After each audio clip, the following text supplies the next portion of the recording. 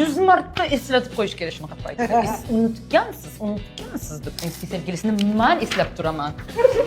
Doimiy 22 yil ichida o'zi hamma narsa bizga norm bo'lgan. Отчет beradigan erkaklardan qo'rqish kerak. Bu xavfli.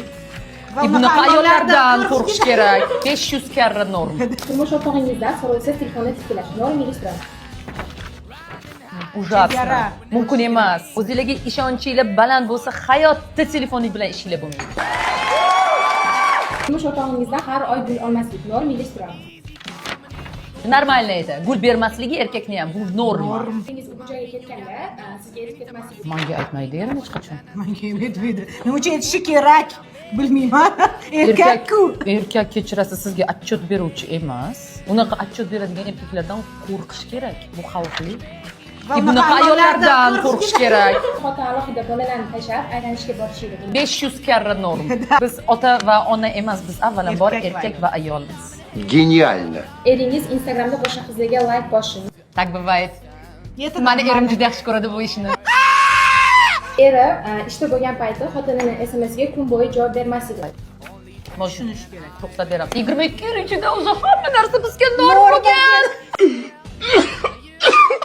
Lekin ham aniqlik kiritgan bo'lardim. Qanaqadir muhim masala bo'lsa va inson bu yerda ignor haqida gap ketmayapti. Bu yerda shunchaki erkak ishxonada va u band. Shuning uchun ham Да. Er to'y sanasini esdan chiqarib yuborish. O'yla. O'yla. Всё же. Здесь уже пусть женщина Я сразу проснётся. aytaman, yo'q.